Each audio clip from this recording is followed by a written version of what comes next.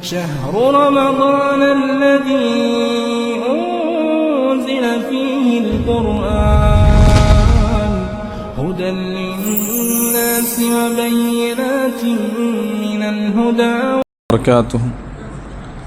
الحمد لله رب العالمين والصلاة والسلام على أشرف الأنبياء والمرسلين وعلى آله وصحبه أجمعين ومن تبعهم بإحسان إلى يوم الدين. أما بعد.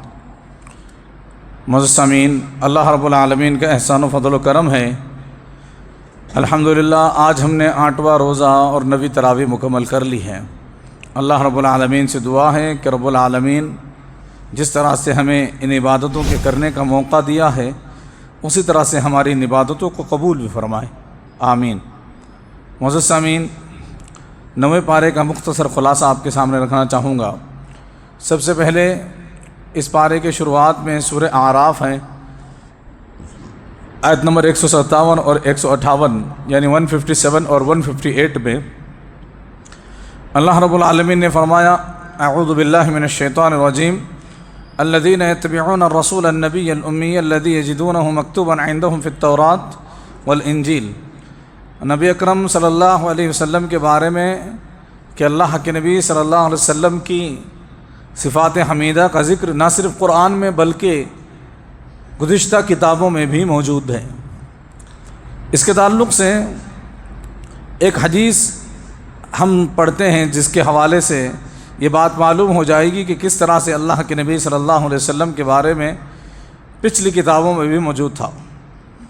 شیخ البانی رحمۃ اللہ علیہ کی کتاب السلسلۃ الصحیحہ میں انہوں نے ایک روایت نقل کی ہے ابو صخر العقیلی رضی اللہ عنہ سے، حدیث کا نمبر 960 ہے۔ فرماتے ہیں: حدثنی رجل من الاعراب، ایک بدو آدمی نے مجھے یہ بات بتائی، وہ کہتے ہیں: قال جلبت جلوبۃ الی المدینہ فی حیات رسول اللہ صلی اللہ علیہ وسلم فلما فرغت من بیعتی۔ فرماتے ہیں کہ میں ایک دودھ والی اونٹنی لے کر کے مدینہ پہنچا اس کو بیچنے کے لیے، اور جب میں نے اس کو بیچ دیا، فارغ ہو گیا، تو میں نے کہا کہ لا القین ھذا الرجل، میں محمد صلی اللہ علیہ وسلم سے ضرور ملاقات کروں گا۔ ایک آدمی کہنے لگا کہ میں مدینہ آیا ہوں لہٰذا میں اس آدمی سے ملاقات کروں گا جس کا چرچا چل رہا ہے۔ فلا اسمعن منہ، اور میں ان کی بات بھی سنوں گا۔ قال فتلقانی بین ابی بکر و عمر، وہ آدمی کہتا ہے کہ مجھے اللہ کے نبی صلی اللہ علیہ وسلم اس حال میں ملے کہ ابو بکر اور عمر کے درمیان چل رہے تھے، ایک طرف ابو بکر دوسری طرف عمر رضی اللہ عنہما۔ فرماتے ہیں میں بھی فتبعتهم فی اقفائہم، ان کے پیچھے پیچھے میں بھی ہو لیا، حتی عتوا علی رجل من الیہود ناشر التوراۃ یقرؤها یعزى بها نفسه على ابن له في الموت كأحسن الفتيان واجمله۔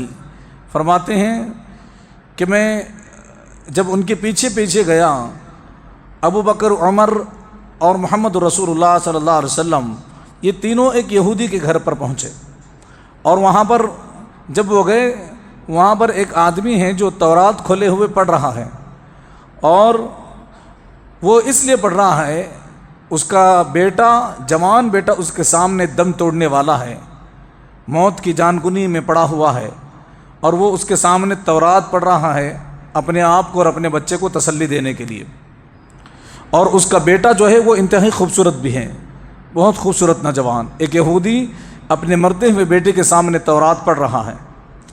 فرماتے ہیں کہ فقال برأسہ، فقال رسول اللہ صلی اللہ علیہ وسلم انشدک بالذی انزل التوراۃ هل تجد فی کتابک ذا صفتی و مخرجی، میں تمہیں اللہ کی قسم دے کر کے کہتا ہوں، بتاؤ جس اللہ نے تورات نازل کی ہے کیا اس تورات میں تم میرے بارے میں جانتے ہو، میری صفتوں کا ذکر ہے؟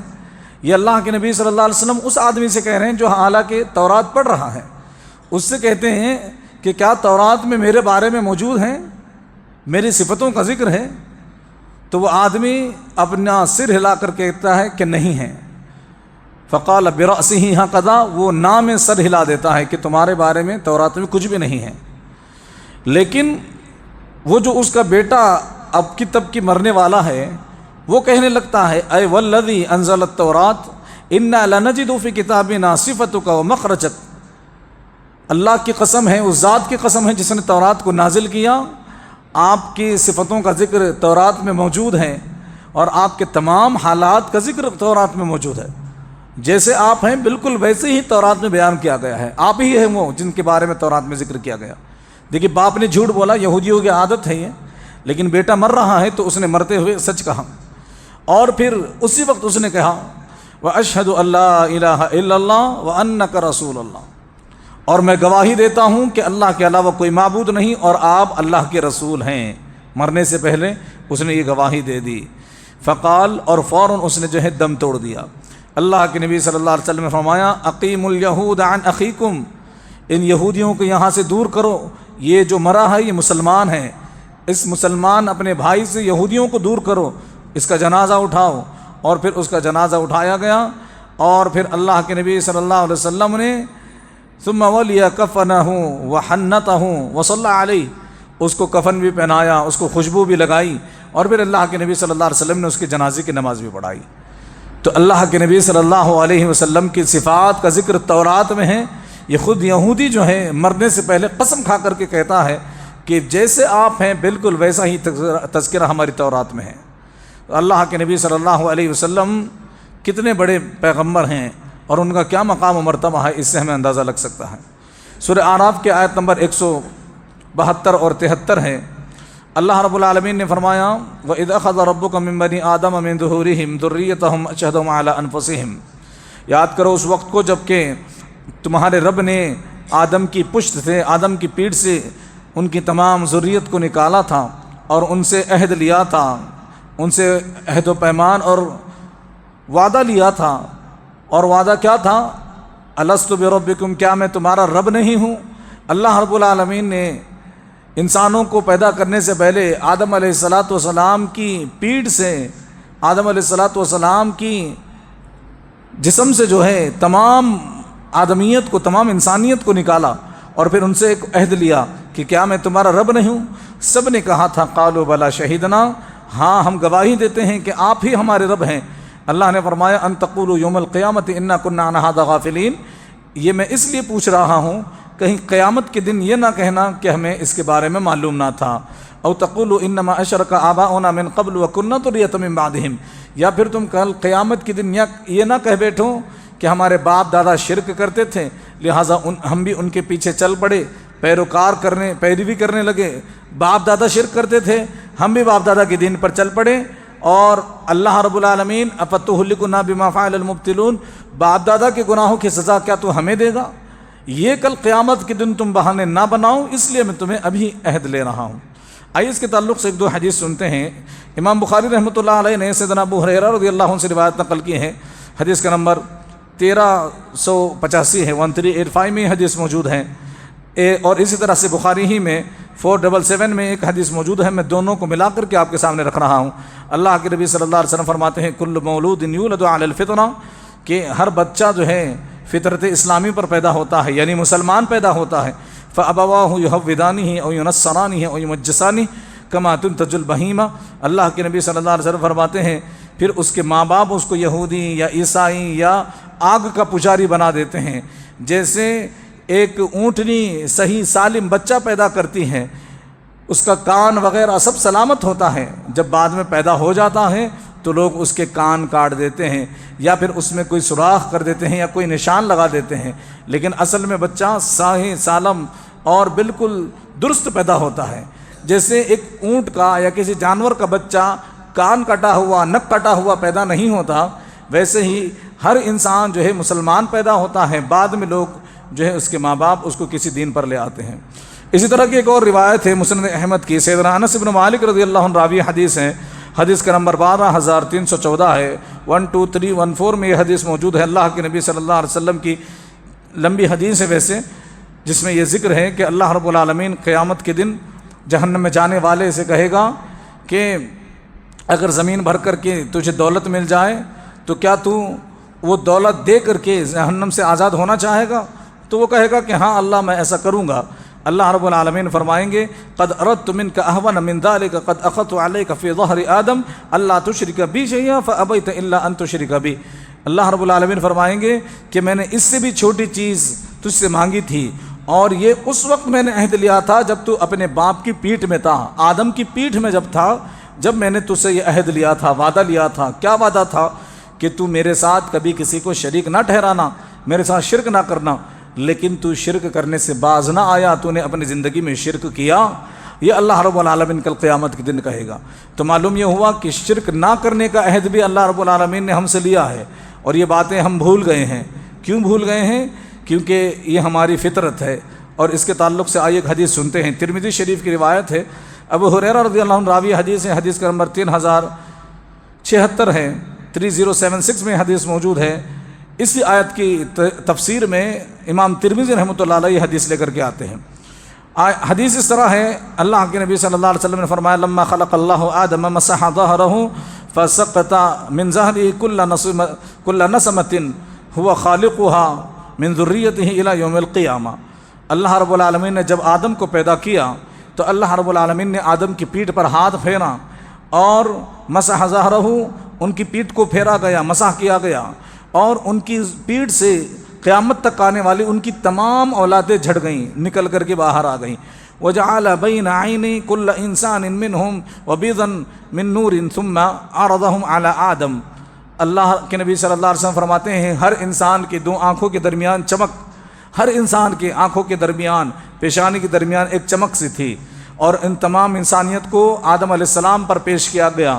آدم نے کہا اے رب من ہؤلاء، اے میرے پروردگار یہ کون ہیں؟ اللہ رب العالمین نے فرمایا ہؤلاء ذریت، آدم یہ تیری اولاد ہے۔ فرآ رجلا منہم فاعجبہ وبیض ما بین عینیہ۔ آدم علیہ السلام نے ایک آدمی کو دیکھا جس کے آنکھوں کے درمیان کی چمک بہت زیادہ بھلی معلوم ہوتی تھی، بہت اچھی لگ رہی تھی۔ آدم علیہ السلام نے پوچھا اے میرے رب من ھذا، یہ کون ہے؟ اللہ رب العالمین نے فرمایا ھذا رجل من آخر الامم من ذریتک یقال له داود۔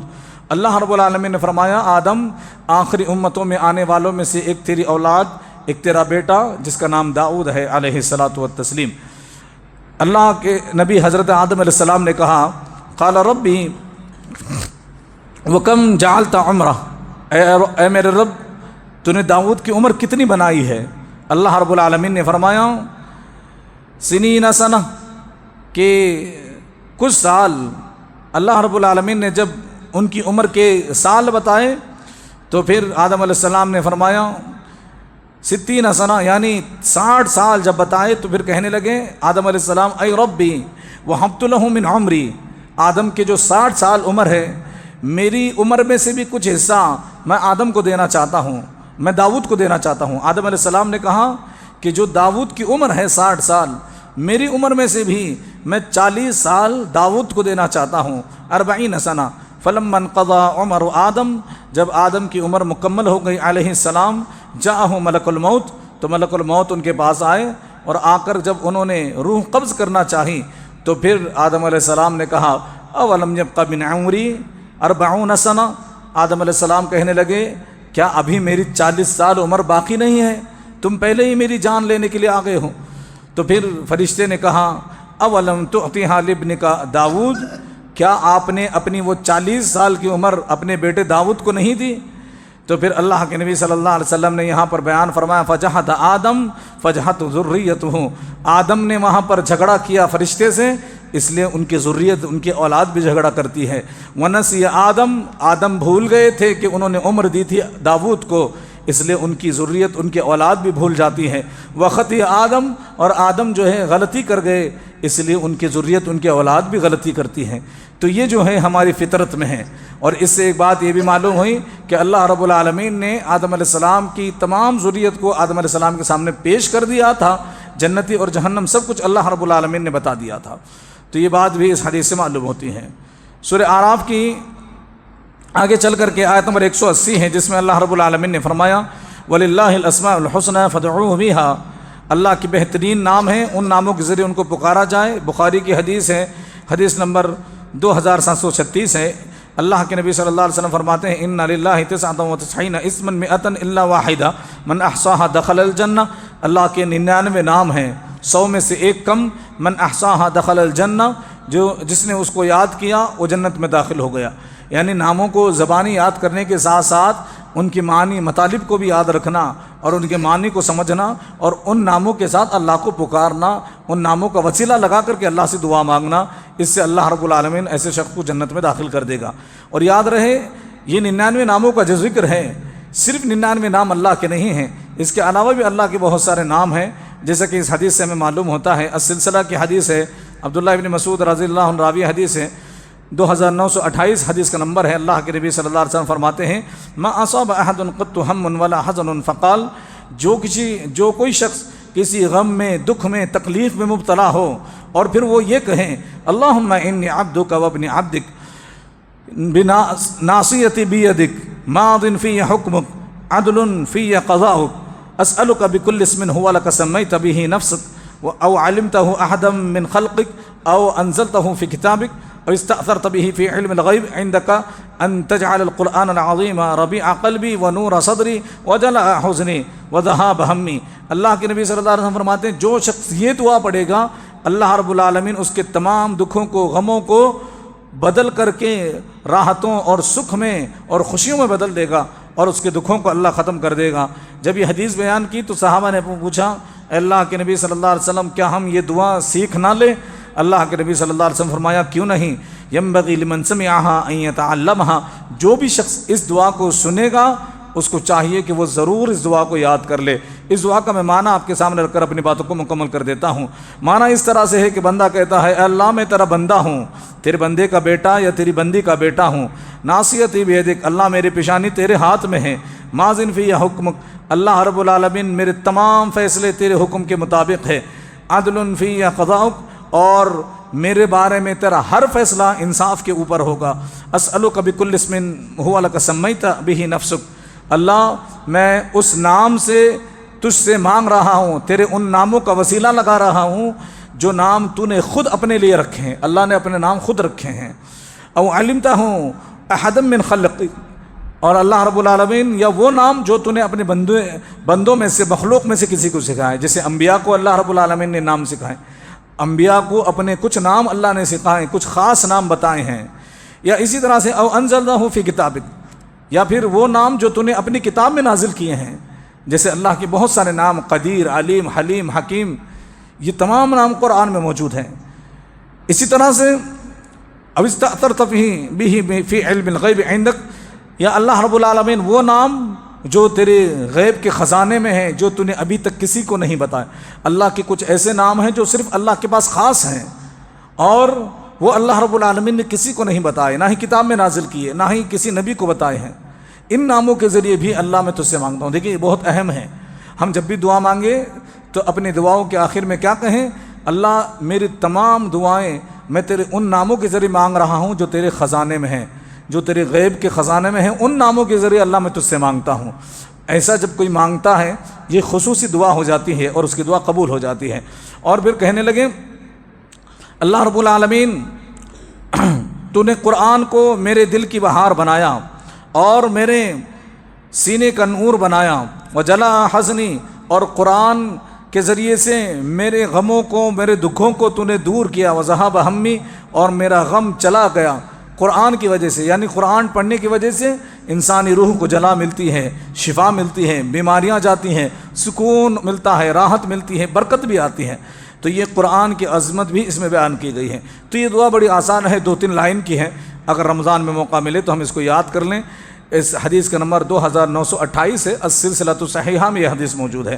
اللہ رب العالمین سے دعا ہے کہ بار تعالی ہم تمام مسلمانوں کو کہیں سنی باتوں پر کہنے سننے سے زیادہ عمل کرنے کی توفیق عطا فرمائے، آمین یا رب العالمین۔ سبحانک اللہم بحمدک، اشہد ان لا الہ الا انت، استغفرک و اتوب الیک۔ والسلام علیکم ورحمۃ اللہ۔